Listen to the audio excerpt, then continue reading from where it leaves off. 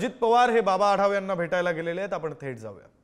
मनात आहे त्याचं शंका निरसन झालं पाहिजे। दृश्य आपण पाहतोय अजित पवार हे बाबा आढाव यांना भेटायला गेलेले आहेत। सामाजिक कार्यकर्ते बाबा आढाव यांचं आत्मक्लेश आंदोलन हे सध्या पुण्यातील फुलेवाड्यामध्ये सुरू आहे। निवडणूक प्रक्रियेसंदर्भात त्यांचे काही प्रश्न आहेत, त्यांना काही शंका आहेत, त्या अनुषंगाने त्यांचं हे आत्मक्लेश आंदोलन सुरू आहे। अजित पवार जे राष्ट्रवादीचे अध्यक्ष आहेत, अजित पवारांच्या राष्ट्रवादीचे अध्यक्ष आहेत, नवनिर्वाचित आमदार आहेत, नव्या सरकारमध्ये मोठी जबाबदारी त्यांच्यावर असणार आहे, कारण महायुतीचा एक महत्त्वाचा घटक पक्ष आहे। ते आता बाबा आढाव यांची भेट घेत आहेत। खरं तर अगदी काही वेळापूर्वी जी माहिती समोर आली होती त्यानुसार बाबा आढाव यांची प्रकृती सुद्धा आता खालावलेली आहे। त्यांचा ब्लड प्रेशर हे कमी झालेला आहे, रक्तदाब हे कमी झालेला आहे आणि त्यामुळे आता अजित पवार सुद्धा बाबा आढाव यांची भेट घेण्यासाठी गेलेले आहेत। शरद पवारांनी सुद्धा बाबा आढाव यांची भेट घेतलेली आहे। तर आजच्या दिवसात उद्धव ठाकरे जे ठाकरेंच्या शिवसेनेचे पक्षप्रमुख आहेत ते सुद्धा बाबा आढाव यांची भेट घेणार आहेत।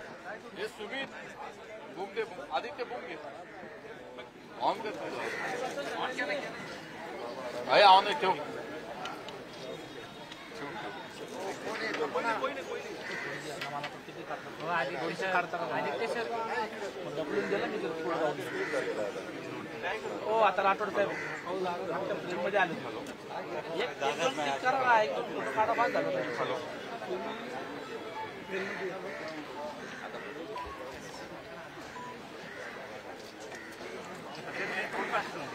प्रतिनिधी ज्ञानेश्वर चौतमल आपल्यासोबत जोडले गेलेले आहेत। ज्ञानेश्वर, खरं तर शरद पवारांनी भेट घेतलेली आहे, उद्धव ठाकरे भेट घेणार आहेत, आता अजित पवार हे भेटीसाठी पोहोचलेले आहेत। मात्र या सगळ्यामध्ये जी महत्त्वाची माहिती काही वेळापूर्वी तुम्ही पोहोचवली होती त्यानुसार बाबा आढाव यांची तब्येत बिघडलेली महाराष्ट्राचे मुख्यमंत्री अजित पवार भेटायला आले। आता अजित पवार भेटायला नाही, आत्ताचा औपचारिक आहे, त्यांचे इतके संबंध आहेत की आम्ही सारख्या एकमेकांशी बोलत असतो। तर अजित पवार वेळ किती मागायचे ते पण एक विनोद सांगतो।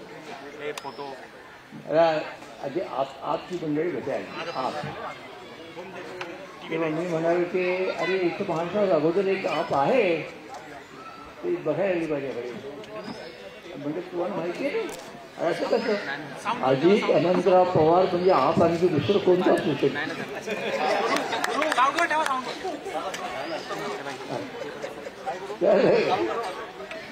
काय चालतंय असं मला माझा प्रश्न असा असतो, कोणत्याही प्रसंगामध्ये फार भावनिकता होऊ नये, काही वेगळं असं होऊ नये, मिनिट सगळं चालावं।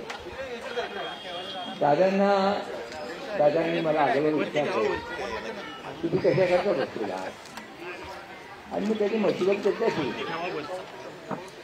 दादांनी मी सांगितलं की दादा दोन गोष्टी माझ्या पहिल्यांदा दोन गोष्टी होत्या आणि तिसरी गोष्ट पहिली गोष्ट की महाराष्ट्राच्या मला बाधितलं तो इतिहास होता 1952 पासून आज एवढ्या निवडणुका सगळ्या निवडणुकांच्या पेक्षा या वेळेला आणि तो इतका झाला की शासन स्वतः आलं आमच्या गोंडस गेलं भाऊवेच निधी आणि ती सरकारी जोडून बहिणी या पैसे दिले, स्वतःची पैसे दिलेले नाहीये आणि हा जो प्रघात आहे। आणि नंतर विचार करायचं महाराष्ट्राच्या मुख्यमंत्र्यांनी मोठं मिळालं ना, हा जो प्रकार आहे हा प्रकार फार तुझ्याकडे बोलतात, कारण चांगलं आता बोलतो। दोन नंबरचा हे होता की दादा लोकसभेच्या निवडणुकीत झालेलं मतदान आणि विधानसभेच्या निवडणुकीत झालेलं मतदान याच्यामध्ये जो एकदम बदल झाला, एकदम बदल झाला। हा बदल का झाला याचा शोध घेतलाच पाहिजे, पण एक कारण लक्षात पुढे आलं की अमेरिकेच्या एका न्यायालयाने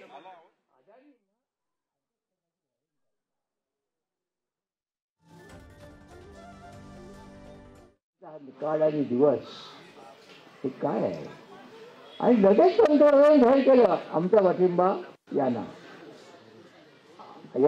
तुमच्या आज म्हणजे काय चर्चा नाही काही नाही आता या प्रश्नांच्या बद्दलची चर्चा पार्लमेंटात सुरू करायचं ठरलं तर ते म्हणतात चर्चा करायची नाही. आता ही पुस्तक झाली काय का माझी तुम्ही पाठिंबा द्याल का सांगा ना. जनतेचा प्रश्न दुसऱ्या कशाची पाठिंबा दिला कळलं तर पाहिजे. पण पार्लमेंटमध्ये मी बोलणार नाही सांगणार नाही काय काय बोलायचं आणि सगळं काही अगदी उत्तम झालं असं सांगायचं. या दोन प्रश्नांच्या मध्ये त्याच्यात आणखी हा तिसरा प्रश्न आला. मी बदलायला गेलो मला दिसायला कमी दिसतात इथे अंधार कसं आहे त्याच्यात. माझी पत्नी म्हणाली इथे इथे माझं बोट धरलं आणि तुम्हाला इथे करा. माझा हात झाला मोकळा होता. ती म्हणाली मोकळा करू नका बजायची यावेळी.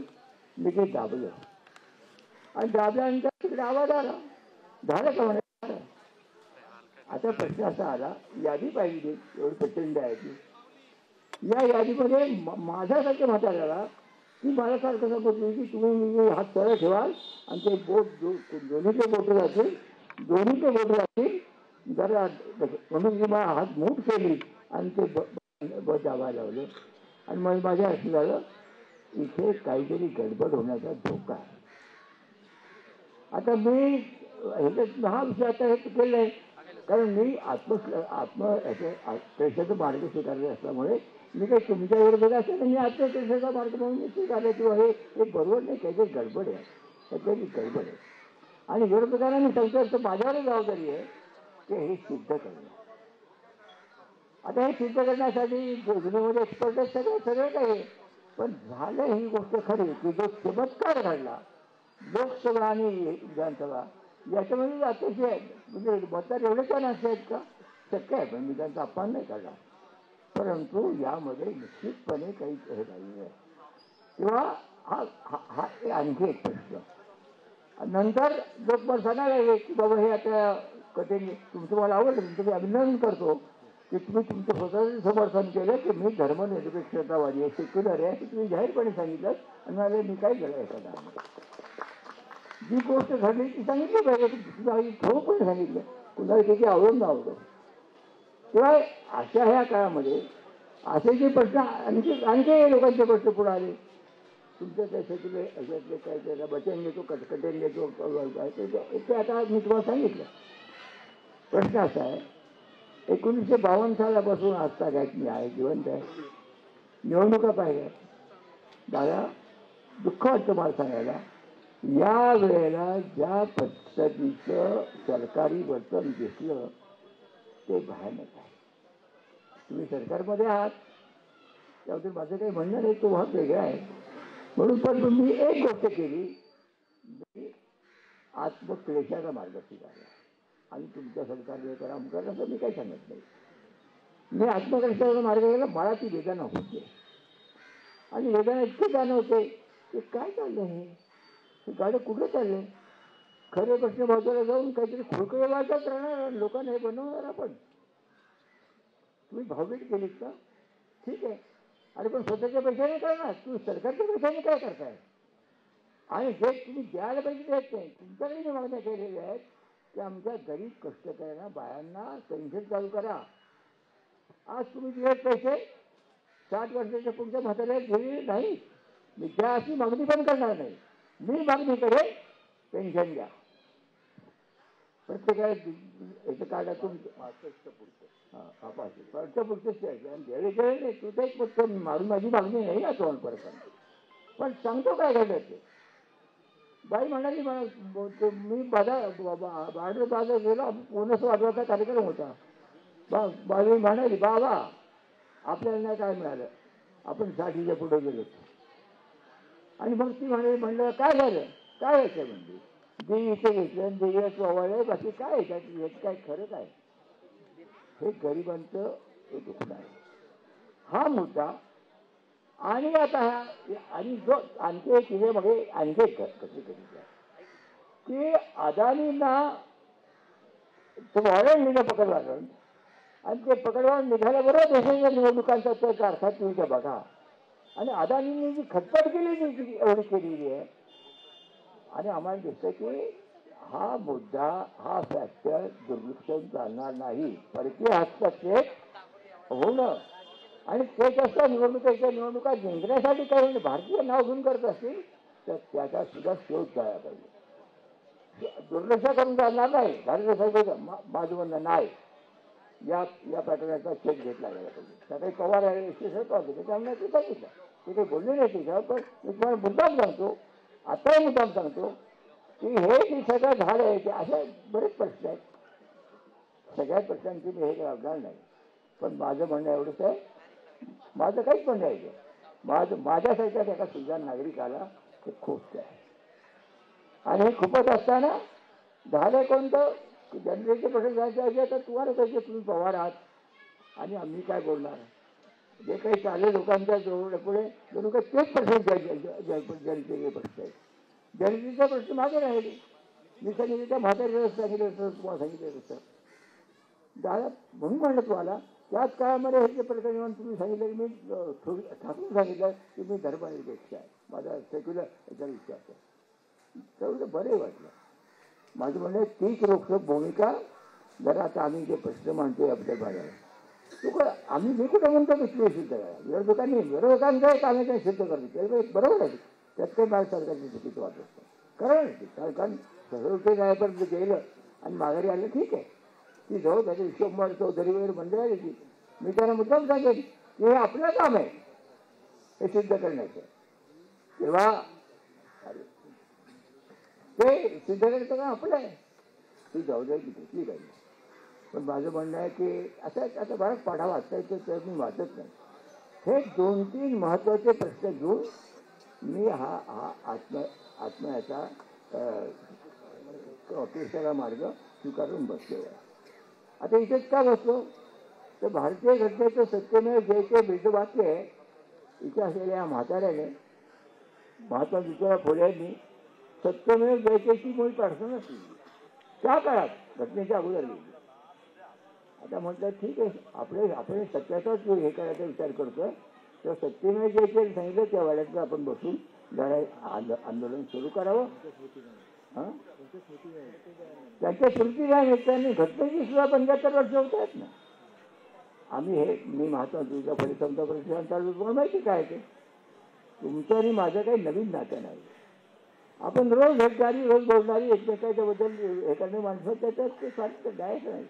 पण यावेळेला जे मौलिक प्रश्न झाले त्यातून आणि जे सरकार तिथं आहे त्याबद्दल माझे तुमची मतभेद आहे. पण जे सरकार आहे ते सरकार लोकशाहीच्या प्रकार जुबानातच आहे. पार्लमेंटने हजर जाईल चर्चा होऊ द्यायची नाही. हा काय प्रकार आहे. वृत्तपत्रकारांशी बोलायचं नाही, सांगायचं नाही आणि परदेशाच्या लोकांना सल्ला द्यायचा तो भाग आणखी वेगळा आहे. हे काय चाललंय. आणि हे डोळ्याने काय काम त्यासाठी माणसाची वय झालं म्हणून गप्प बसायचं. माझी चर्चा माणसाचे शक्य नाही. आमची मागणी एकच आहे, या सगळ्या प्रकारचा छडा लागला गेला पाहिजे की हे मतदानाचं हे झालं जसं मतपेटीचं झालं जर झालेल्या मतदानाची सुद्धा झाले त्याचा छडा लागायला गेला पाहिजे असं म्हणणं. आणि तो छडा सरकार लावू देणार नाही. हाताची सत्ता कोण सोडणार आहे. मग जनतेमध्ये गेलं पाहिजे. त्याप्रमाणे आम्ही चालू तो आता आला लोकांनी दखल घेत आहेत चांगली गोष्ट आहे. मी तुम्हाला एवढंच सांगतो हे ह्याचा निराकरण झालं पाहिजे.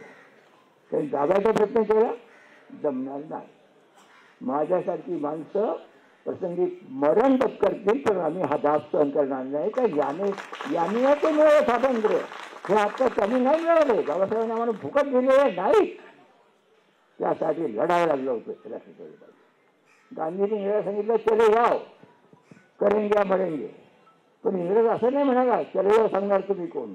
डायरेक्ट त्यांनी अटक केली. असं नाही केलं. आता जे आधी थट्टा करणं हे काय हे काय आले ते तिकडे असं का तिकडे काय इकडे काय असं केलं. हा काय थट्टेचा प्रकार. चर्चिल किती जरी बाजू असला तर गांधींनी करेंगे मरेंगे सांगितल्यानंतर चर्चिलांना अटक ठेवलं. आगा खान ठेवलं. भाग तो नाही आहे. किंवा माझं म्हणणं आहे विरोधकांची सुद्धा संभावना आज मी केली जाते. विरोधकांचा संपर्क करायचा संवाद नाही. एक पक्ष एक नेता एकच आवाज याच्याबद्दल आमचा मूलभूत मतभेद आहे. तो जाऊ दे. आज प्रश्न झालाय मग अशी मी सांगितलं जे पक्ष आहे 2-3 या प्रश्नांच्यामुळे बसावं लागलं. माझं म्हणणं याचं योग्य निराकरण व्हावं असं मला वाटतं. नाही झालं तर महात्मा गांधींनी सांगितलेल्या मार्गानेच आम्ही सध्याला मी दगड त्यांना माहिती आहे मी कधी कुणाची लिहिली नाही, दगड उचललेला नाही कुठल्या. मला अटक झाली आहे ना, पण ती सत्याग्रह झाली. सत्याग्रह सविनय कायदे म्हणून सविनय कायदे भंग ज्याला गांधींनी शब्द वापरला, सविनय कायदे म्हणून तो केला ना. 1 नाही 2 नाही 52 वाचून काढले आणि म्हणते राहिले. त्यामुळे तो मुद्दा नाही आहे.